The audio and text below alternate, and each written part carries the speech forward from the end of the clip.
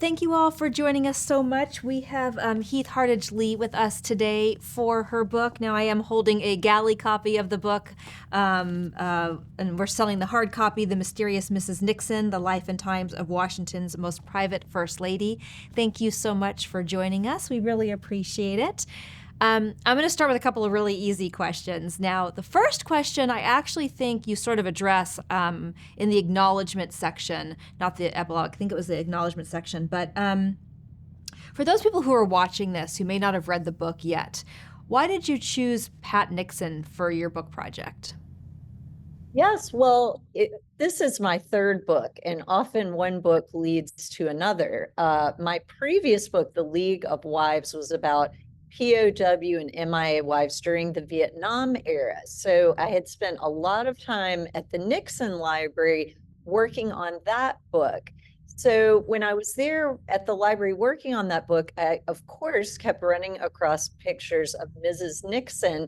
And I have one really great picture that I actually have framed in my office of Mrs. Nixon with a number of the POW wives that I name in the book at a tea when their husbands were still imprisoned and the Nixons were trying to help bring them home. So it was interesting to have that intersection between my subjects.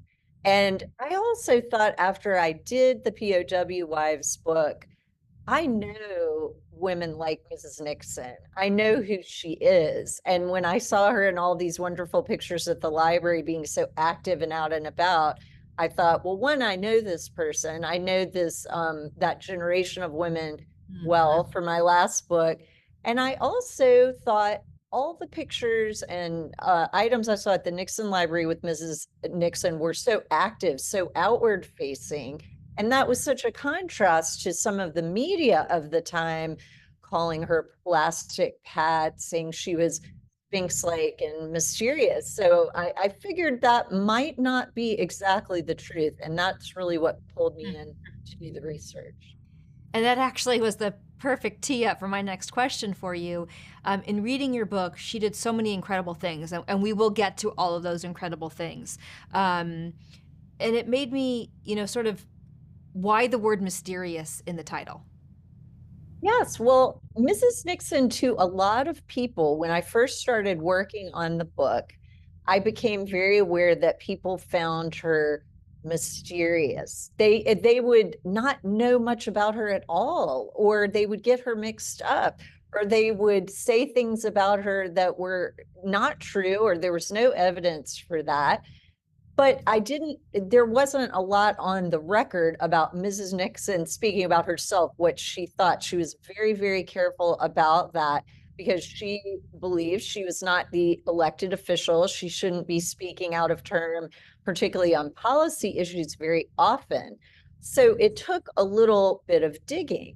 She was also very humble and very much not a fan of the spotlight. She did not like that. She did not want to be in the spotlight. Her press secretaries had to push her to take more credit for all the amazing things she was doing. She was out and about doing a lot, but she did not want to praise herself. That was just anathema to her. And I think sometimes to her detriment, she didn't take credit for a lot of the things that she did. So this all contributes to this idea that she was mysterious and was holding things back. So that again was just intriguing to me. It was sort of wanting to do a little forensic digging about who was she and what did she really think about things. Got it. And so, this is just a little, I guess, fun, lighthearted question, but, we all know president and first lady's names, right? So, Ronald and Nancy Reagan, or Barack and Michelle Obama, and Richard and Pat Nixon. But her name wasn't Pat. Her name was Thelma, I believe, right? So can you tell everyone how she got the name Pat, where that came from? Yes, well, yes, she had the name Thelma Catherine Ryan. She was known as Buddy for a long time as a child. That was her nickname. And she, eventually when she went off, finally decided later down the road to go off to college, she wanted to be Pat or Patricia. That I think she felt that was sort of part of almost a new identity. And her father, Will Ryan, really did not like the name Thelma that her mother had given her. And so he called her Buddy, but he, also liked Pat and Patricia, and she wanted to honor him by really taking that name. And in the book, I talk about how it's a bit of, I see it a bit as her grown-up name. She kind of outgrows those other personas and other nicknames and really becomes Pat or Patricia. And that's how her future husband, Dick Nixon, meets her. And really, that's how we all know her as Americans, is by Pat or Patricia. Now, a second ago, you mentioned her mother. If I recall correctly, she was only 13 when her mother passed away. How did that sort of shape and define her life as she grew up? Oh, yes. I mean, Mrs. Nixon had a really hard life. It is like a Depression era film. It's like Hollywood could not make up anything more bleak than her upbringing. So her mother does die when she's 13 of Bright's disease, and she really becomes the de facto head of the household in terms of being the domestic head of the household. She is cleaning, she is cooking, she is ironing her two brothers' shirts. She is also going to school the whole time, and later working multiple jobs while taking care of not only her brothers, but then her father, who becomes very ill with silicosis. He was a miner in his earlier days, and then he dies when she is 17. So she's effectively orphaned by the time she's 17. And she has some, interesting quotes where she says, life was sort of sad, and my job was to stay cheerful and keep everybody's spirits up. So this starts very early in her life.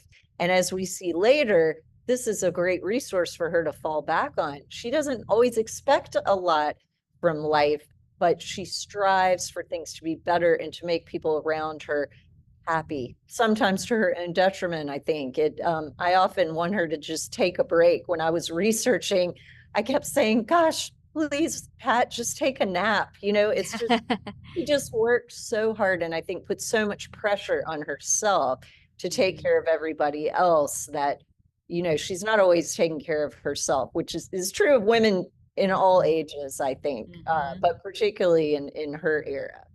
Yeah. So she grows up, she's in her 20s. She meets a young Richard Nixon. You've got some great, I did not know any of those stories about how hard he pursued her and how he would drive her to on her other dates. I mean, I thought that was so funny. I love that. But I guess really getting back to the point you just made, that she's a people pleaser. You write in your book that it was clear that Richard Nixon had a realization that he was made, public service was his life, and that perhaps Mrs. Nixon would have preferred he not run. But she's a pleaser and she wants to support people, so she supports him. How did she come to terms with his political ambition? Oh, I think this was a hard one. At first, when he first gets into politics, which this would be in 1946, when he wins that first congressional election for the House of Representatives against Voorhees, she is all in. She has used part of her inheritance, her small inheritance, to fund the campaign, to pay for campaign literature, which is, quickly a bunch of it is essentially stolen by opponents. And she sees very early kind of all the dirty tricks that go in and go on during campaigns on all sides. And she is all in at first. And for the first couple of elections in 1950, the Senate election, then on to the vice presidency.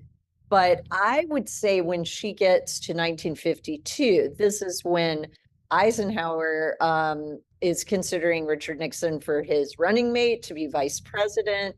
There is an accusation of a slush fund that Richard Nixon has. This turns out to be false, but he has to go on television with Pat and talk about all their finances, lay bare their entire financial existence, which is horribly embarrassing and traumatic for Pat. And I think after that point, she is very wary of politics. That turns out, and he does go on to be Eisenhower's vice president, but she sees how difficult it is and the rumors and the mudslinging, and it just gets progressively more unpleasant for her. But as you noted quite correctly, she is a people pleaser and she wants to do what is going to make her husband happy. And she knows early on in their relationship, even before they're married, that his ambitions are in politics. She's aware, but not aware until she really gets into it, what a muckraking situation this can be at times. Yeah. Now, you talked about it a little bit just now, but you also talked about it a little bit in the beginning when you talked about Plastic Pat and the mysterious Pat. Mrs. Reagan was horribly made fun of by the media when she first became First Lady until she was able to win them over. How was Mrs. Nixon able to win the media over? Yes, well, and yes, Mrs. Reagan, I think all First Ladies, I've recently written an op-ed about this.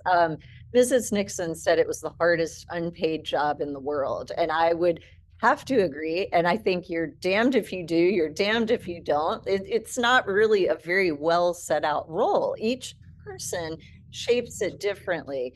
But I think Mrs. Nixon, as you'll recall, had been in politics for so long, since 1946, had been second lady for 8 years. And I say in my book, I think she was perhaps the best prepared person, the best prepared second lady at that point to be first lady. She had had so much training and she had won over a lot of people during that time as second lady. She had traveled all over the world on diplomatic missions where President Eisenhower had told her husband, take Pat with you. She was extremely popular. So she went in on a very popular wave. And when she of course finally becomes the first lady, this is not until 1968. She and her husband lose to Jack Kennedy in 1960. And what's interesting, in 1960, she's really far more popular than Jackie Kennedy is on the campaign trail. Everyone wants Pat for first lady, but they get Jackie. And then Jackie is also horribly, gone after on the campaign trail. And she only becomes popular once she is first lady.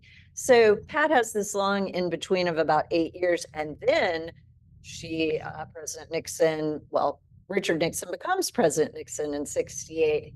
And I think it takes her a little bit to get mentally to be jumping in with full feet because of all the traumas of the past, particularly the 1960 election, which she always thought that election was stolen from them and said so.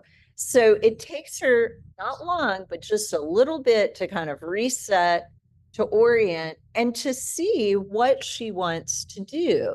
All the media people, there are a lot of media people in the West Wing, a lot of people from Madison Avenue, and they were really pushing her to do a signature project. And she did not like that. This is where her Western DNA comes in. She hates hierarchy. She does not like people telling her what to do. She is an old, experienced political hand. A lot of these West Wing guys are young men. They're advertising people. They're not political people. And she pushes back and is like, I need a minute to figure out what I want to do. And instead of one project, she says, people are my project. And that allows her to do, most people think of Mrs. Nixon and volunteerism, but that is just one piece of her people project. And there's so many different things we can talk about more today. There are outward facing agendas, and there's also a lot of inside pushing from the inside agendas that I really focus on in the book that I'm sure we'll talk about in a bit. Yeah, I mean, literally, it's like what my next question is going to be, because my next question was going to be talking about outward and inward. Her belief, her fight, her stance for women's equality, and what she pushed through outwardly, but then even inwardly. I think I read in your book, because of Mrs. Nixon, we had the first female White House aides. Before that, they'd only been men. And just, really making inroads on everything she was doing. Can you talk about that really important piece of her legacy? Oh, absolutely. And that one about the White House military social aids is a good one to start with because I see postings all the time that are incorrect about that. So Mrs. Nixon, a lot of people think it was Betty Ford, but it was Mrs. Nixon that instituted the first female social aids. And I interviewed Chris Holliday, who was one of the first batch of these women. And this came about because there was a woman at one of the White House dinners that was having trouble, and there were only male social military aides back in the even in the late 60s. And Mrs. Nixon said, well, why don't we have female military social aides? So within a year, that was in play. That's a huge thing that people miss or misattribute. So that's a great one to start with. And that is just one of so many things. Very progressive on her views about women. She was not a feminist, however. So that's an important distinction. Feminism in the late 60s, early 70s is kind of associated with the radical left, with communism. It's sort of seen as a fringe thing. Now we see it completely differently, but that word at that time was not seen always as a positive by certain segments of the political population, particularly the Republican Party. So she would say and I say in the book, she is pro women. Women can do anything if they are qualified, if they are educated. She was pro ERA, the Equal Rights Amendment, pro choice, which was remarkable. She was the first lady to use the word abortion in public, and to say a woman should have the choice to do whatever she wants. So ahead of her time, and perhaps ahead of ours now as well. So very interesting on that. And then one big thing in the book, this is one of, I mean, just a huge thing I uncovered that people had forgotten or never really realized is Mrs. Nixon, and this has been written about, had pushed hard for women on the Supreme Court. This is one of her public things that she does. She says, we need to have women on the court. We need to have some balance there with gender and get women on the court. It is long overdue.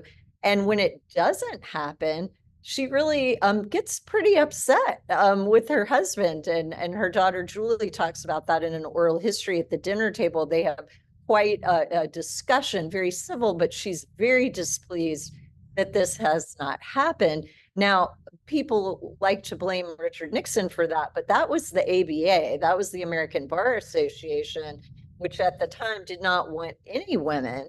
So Mildred Lilly was the appointee whose name was also leaked, and that did not happen.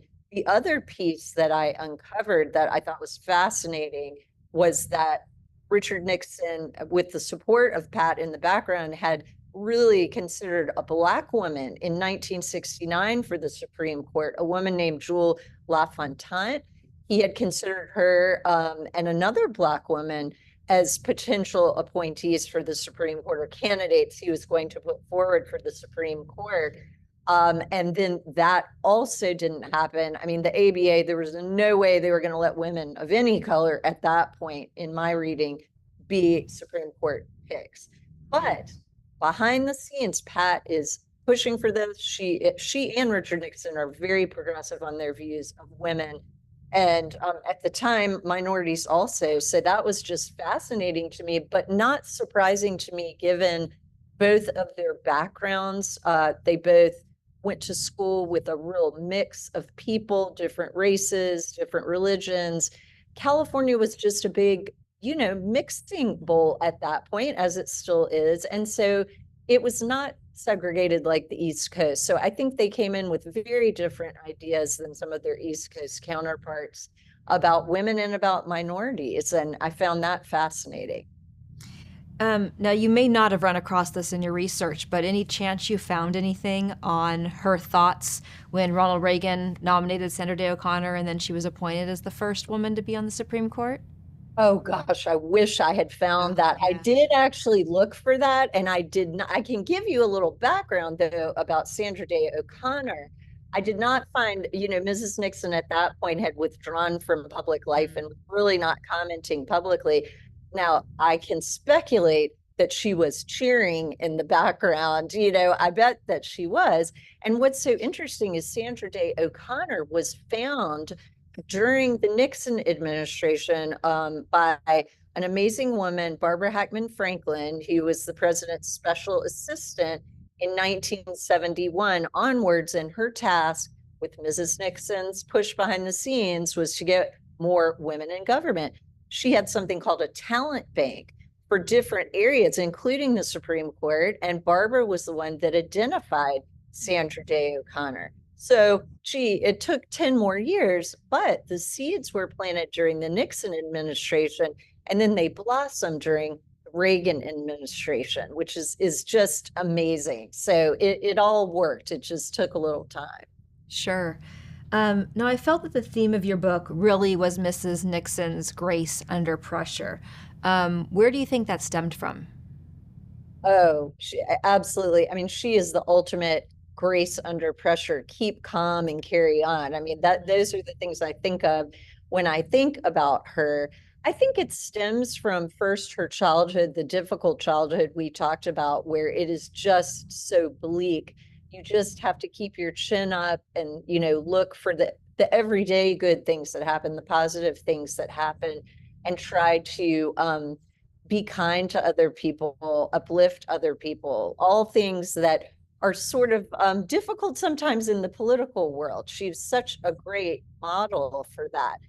Then as they go along, of course, Richard Nixon and Pat Nixon's life together is one drama after another. For a biographer, it's never a dull moment for the biographer or the reader, because there are so many ups and downs, so many obstacles. And one of the defining grace under pressure moments, I think, there's so many, but one is the fund crisis, which I mentioned, also known as the Checkers speech, where the Nixons are filmed on television. Richard Nixon is laying all his finances and Pat's finances bare. Very embarrassing for her, but he insists she be on television with him, right next to him. And he tells her right before, I can't do this, Pat. And she holds his hand and says, yes, you can. You must do this. So, there's a galvanizing moment. And then later, another one I think of a lot for grace under pressure would be Caracas in 1958. There is a communist mob that tries to basically assassinate Richard Nixon, his entourage all around him. They are all in danger. The mob has guns, they're throwing rocks, they're clubbing things, they break the windshield of his car, they rock the cars and try to turn them over. Mrs. Nixon, meanwhile, is in the motorcade behind her husband with the prime minister, with his wife, who is sobbing hysterically. And the whole time she's holding this woman, she's comforting this woman, she's telling her it will be all right. She keeps calm, carries on, and they somehow miraculously are able to escape this mob. But they were very close to all of them being assassinated.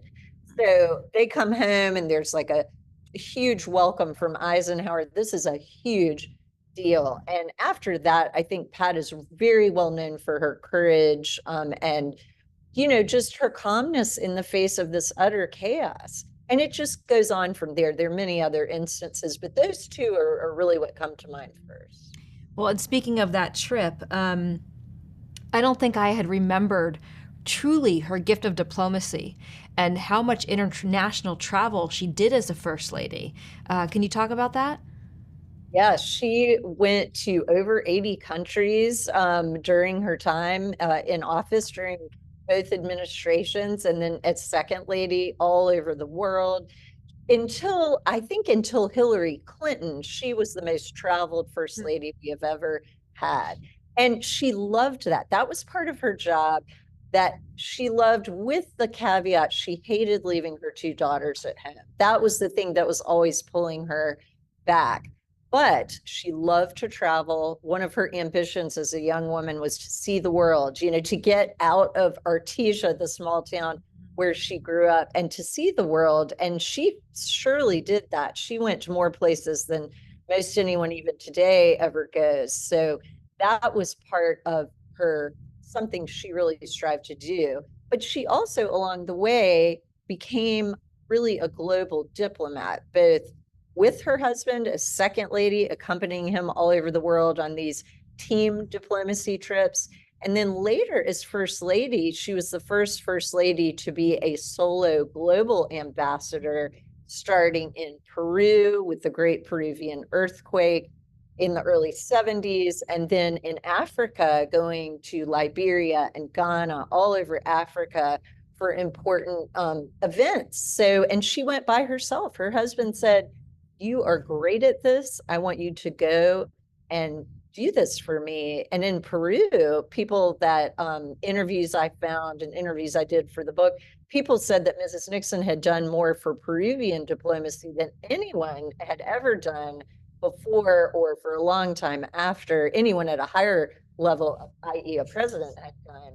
What she did, bringing relief supplies to earthquake-stricken Peru after that huge earthquake, that made all the difference. And she was awarded the Grand Cross, the Peruvian highest honor, for her relief work. And she was one of the first ladies to do that kind of relief work, humanitarian work. Eleanor Roosevelt had done some of that, but this was on a global scale. And really, Mrs. Nixon is the first to really do that in a big way.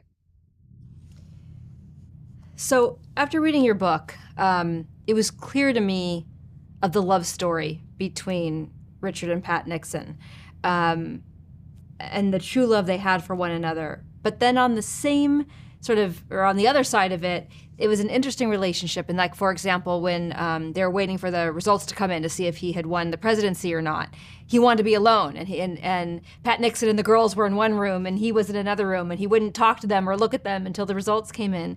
Can you talk about their sort of story together? Oh, yes. And it's so complex and so interesting. And I think, like a lot of marriages, there are ups and downs. So, and in the beginning, though, one of the tropes is this idea that they had a loveless marriage. Completely untrue. And all you must do is read their courting letters and World War II letters, and they are passionately in love with each other. And Richard Nixon is super smitten with her. It takes her a little longer to get to that point, but then she also falls in love, and they are both super committed. They are a very together couple, and I say not together at times in one of the chapter titles. And that's the complexity of the relationship. So he is very sequential, and he goes about winning Pat like he goes about winning elections. He is hyper focused and is all over it. And then he moves on to the next thing. So then at times, I think he is so caught up in the politics of the moment, which is understandable. If you are running for president, you probably don't have time for candlelit dinners with your wife all the time, right? I mean, I think about people running right now on both sides. I mean, campaigns are brutal. I mean, you're living on the road, you're in and out of hotels. So, that becomes his life and her life too. And of course, she doesn't love it like he does. There's a push-pull there with what both halves of the couple want. And sometimes, she always is going to go support him and go along with it. But sometimes that does present conflicts. Now, what you were talking about, which I think is quite interesting, is the separate rooms at the, when the returns are coming in for the presidential election. I think he's also in some ways, very shy around Mrs. Nixon. He doesn't want to offend her. He puts her on a pedestal. So these expectations that he thinks she has of him make him a little bit like, oh gosh, I need to make sure I win first. It's a sort of an interesting approach to that. So it isn't what some people have interpreted it very critically, and I don't see it that way. I just think it's very different personalities and very private people also that did not like to display their affection in public. That was just not their generation. Remember, this is the Depression generation. I mean, they don't do PDA, public displays of affection. This is not how they roll. The same with the Kennedys, I might point out, Jackie and Jackie Kennedy. They do not do that. That is not part of the deal at that time. In our internet, Instagram, era, everybody posts everything. And this is just not how it was in that time period. So, Yeah. Yeah. What role, if any, do you think religion played in her life? okay, religion is a really intriguing question. She herself, and I found a very interesting quote from her about she really lived by the golden rule: do unto others as you would have them do unto you. She isn't particularly religious, I don't think. Now, they always went to church, and it was usually just wherever they were in Washington, what was close by.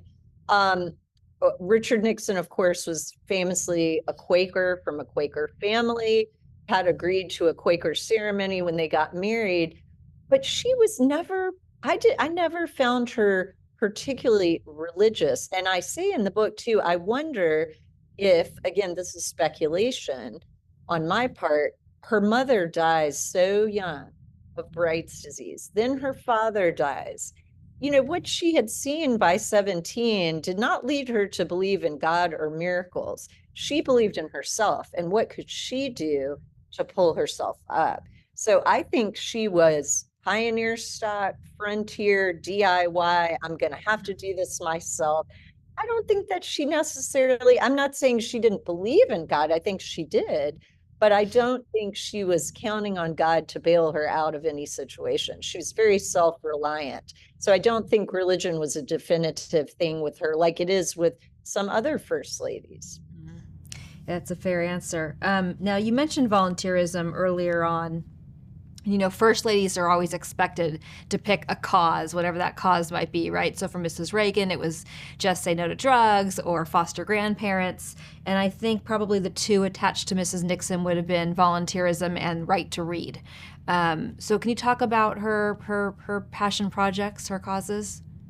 Yes, I volunteerism, just those two you've cited, and many other charities she worked with also, as well as the Girl Scouts was one that came up quite a bit. Cystic fibrosis, she did so much with children. Also, uh, the blind and the deaf, adapting facilities so that they could enjoy the facilities. And where she did this and did a lot, and also Julie and Trisha, her daughters, helped a lot with this in the White House for the White House tours. She made things accessible for the blind, the hearing impaired, and the disabled. I mean, way ahead of her time in that, ramps so that you could get into the White House in a wheelchair to tour. She even had tours where you could, now curators, and I'm a curator myself, would have a fit about this, but she would allow them to touch objects in the White House, or like curtains or things that curators would be like, please no, please don't do that. But the impulse was so good to allow them to feel things that they could not see. So I think that's something people have forgotten, that she did that was a big deal at the time. And then also the White House Restoration and Renovation Program, started by Mrs. Kennedy. She, of course, started the White House Historical Association, wonderful idea and nonprofit association to preserve and protect the White House. But Jackie was only in there for 3 years, sadly, because of her husband's death. Mrs. Nixon comes in after the Johnsons, who really are a little wary of changing anything that the Kennedys have done. By the time the Nixons get there, the White House is really threadbare. It is really in need of a little uplift. Remember, there are just tens of thousands of people coming through the White House, so it is worn out by the time they get there.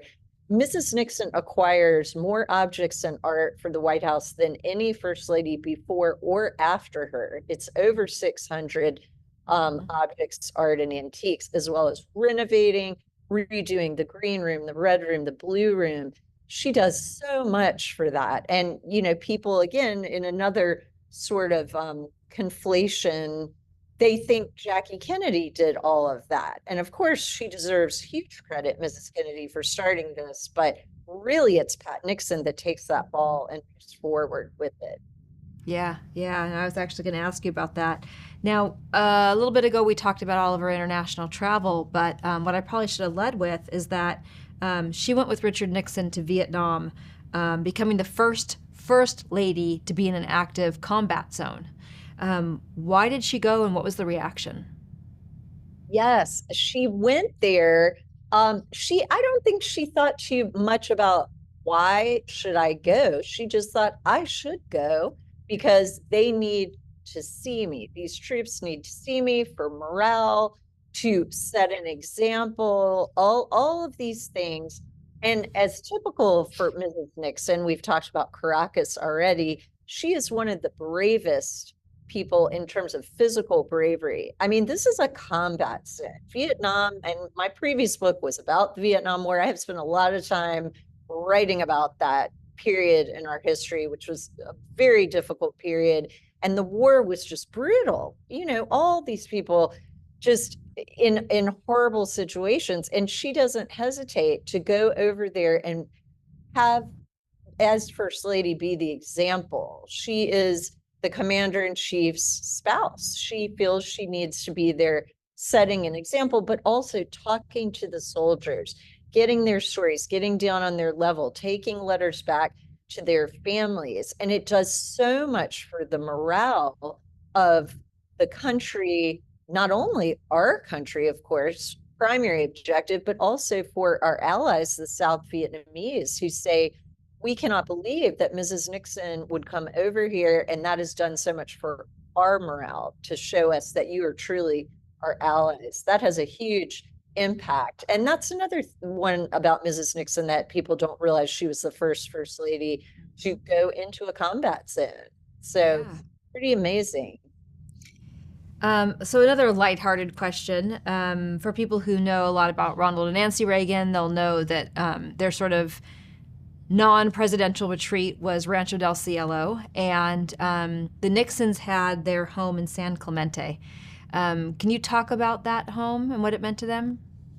Yes, Casa Pacifica, which was sort of their retreat, you know, the Western White House retreat. And it's, you know, a beautiful Spanish stucco mansion. And it, you know, it gave them some privacy, some time away, but it was also a place where world leaders could come and, you know, have this amazing experience on the Western part of the, or the so-called Western White House. And I love, there are lots of, I have a great picture in my book of the Nixons after the presidency in front of the house, and she's wearing this wonderful kind of Spanish inspired skirt. And it is, you know, it just, I think again, this was where they are both Californians, and California is their home. This is where I think they are most themselves. They're both very Western influenced in the way they think about things. And they both loved that whole area. And when they were young,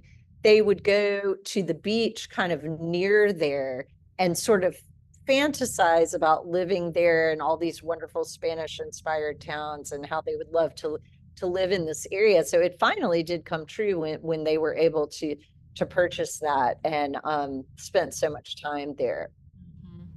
Now, speaking about homes, and I know we touched about this on this briefly. In fact, you even talked about the People's House.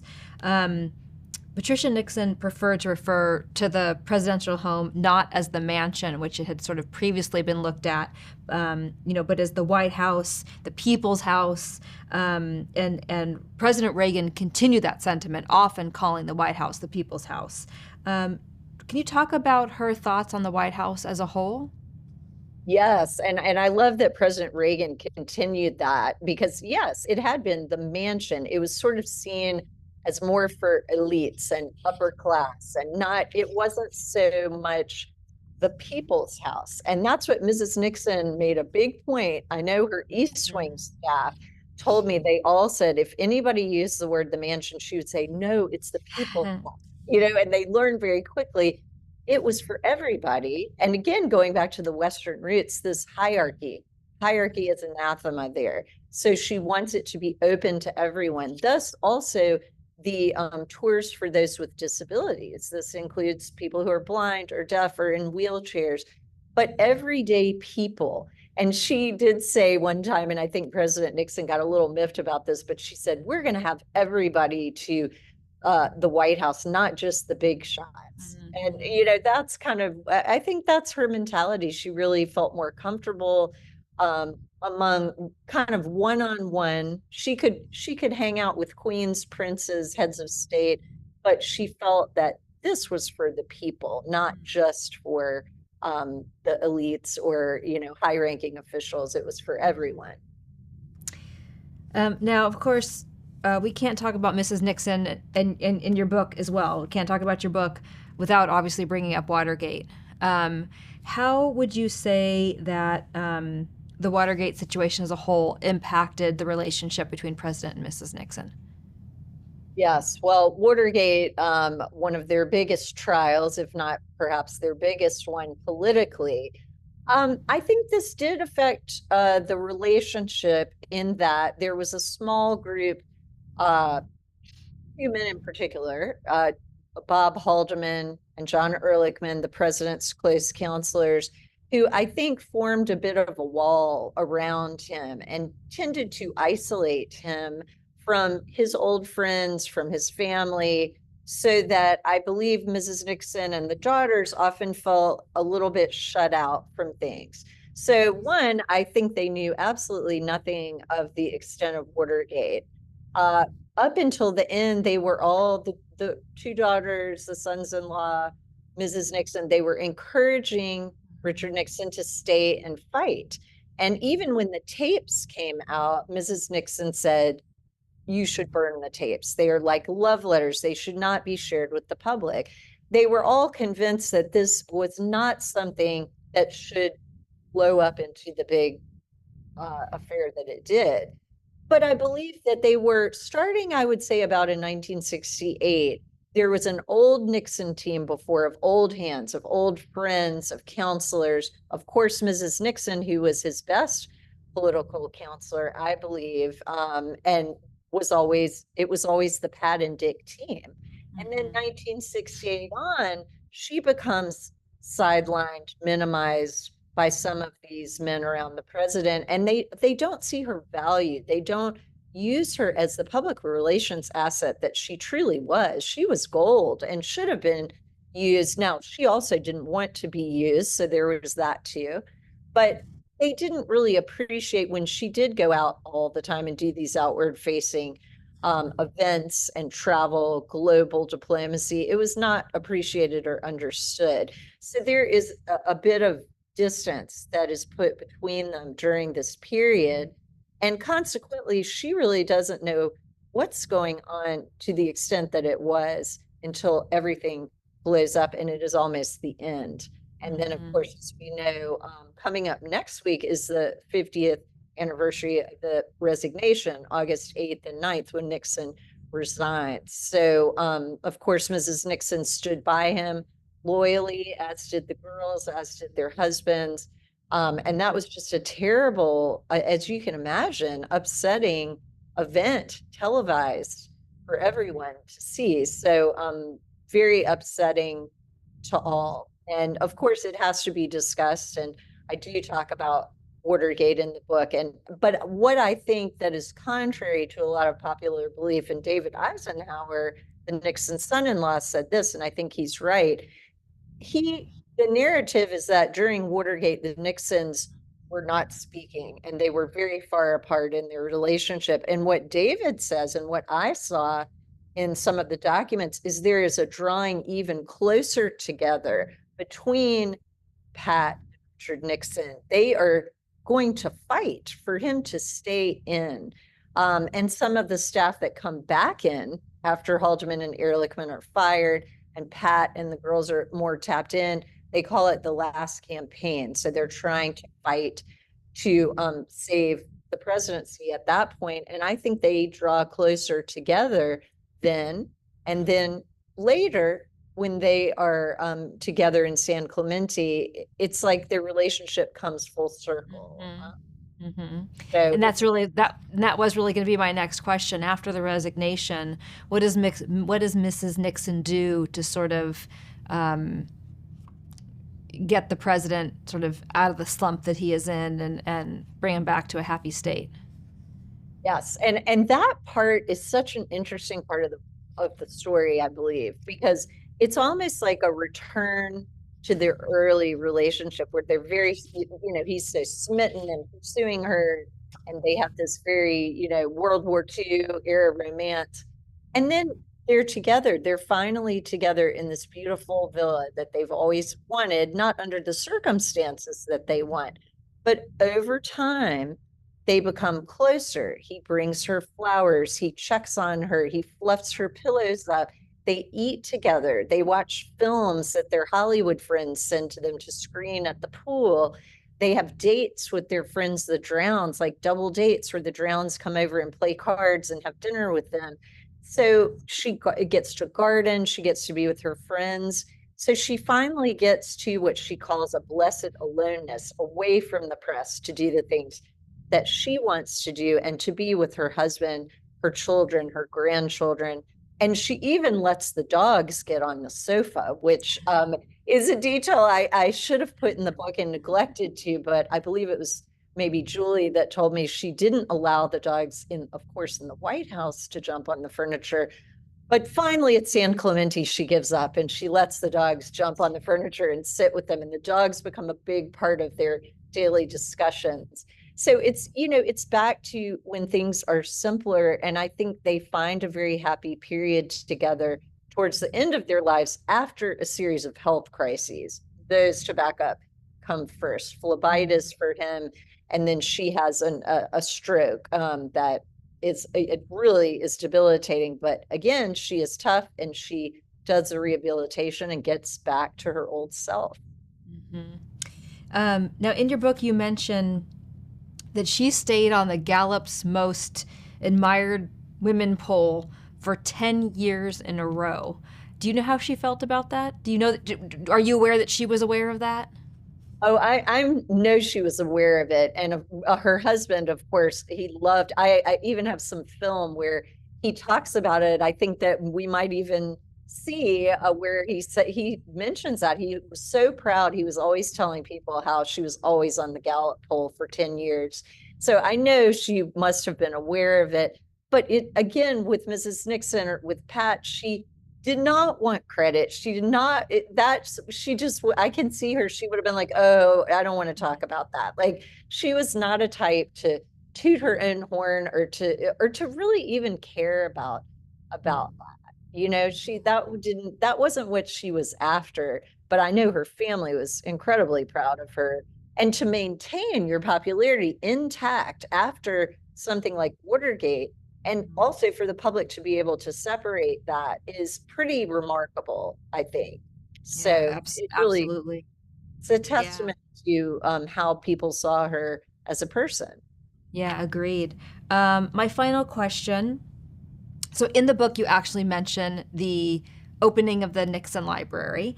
Now, President Reagan was there. I'm going to read this card. And at the opening, President Reagan called Mrs. Nixon a true unsung hero of the Nixon administration. Then when she passes away in 93, and I will give thanks to you because you shared this letter with us that we will now put up on screen, but President Reagan wrote a handwritten condolence letter to President Nixon. And in that condolence letter, which people should be seeing on the screen now, it says, "Nancy and I fondly remember the many happy times we spent with you both, and like the rest of America, we will greatly miss her." So as we wrap up this virtual conversation, what would you say is Mrs. Nixon's greatest legacy? Oh gosh, there's so many legacies she has, but I would really have to narrow it down to three. So she would tell you, and I know this was her what she thought her biggest legacy was personally were her two daughters, Julie and Tricia. So that would be her number one legacy. I think she and President Nixon, I know, would agree on that.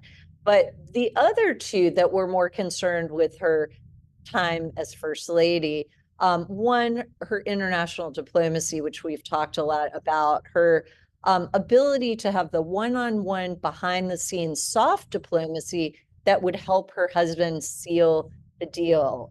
Russia and China are two where it was incredibly important that she be the face of the Nixon administration while her husband was behind closed doors negotiating.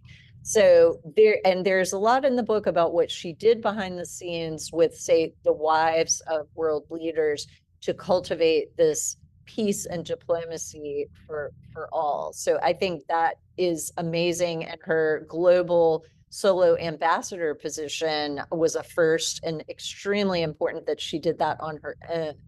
And then the other equally important legacy would be what she did for women behind the scenes. We've talked about this, the ERA, pro-choice, was very progressive kind of background, the push to get a woman on the Supreme Court, the push through Barbara Hackman Franklin, the president's special assistant, to get women in higher levels of government.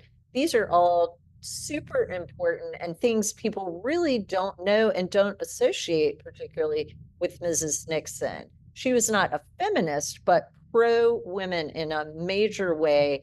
And the seeds of this we see with the Supreme Court. She plants those seeds. And then under the Reagan administration, we get Sandra Day O'Connor. So sometimes, these things take time. And she would get, maybe push back for, what are you doing for women? She was doing it, but it was behind the scenes and it took time. And now, we've seen those results. So I would say for women, her legacy pushing for women is her other most important legacy as First Lady. Well, thank you so much for joining us. It was a pleasure speaking with you. I want to remind everyone who's watching this that The Mysterious Mrs. Nixon is for sale, and you can, of course, buy it anywhere, including the Reagan Library gift store. And thank you for joining us. Thank you for writing this book, and we look forward to seeing what is next with you. Thank you so much. I enjoyed it. Thank you for joining us for today's virtual programming event. We hope this conversation has inspired you to share what you've learned with your family and friends, and that you'll join us again for an upcoming event. And let me offer lesson number 1 about America. All great change in America begins at the dinner table. So tomorrow night in the kitchen, I hope the talking begins. And children, if your parents haven't been teaching you what it means to be an American, let them know and nail them on it. That would be a very American thing to do.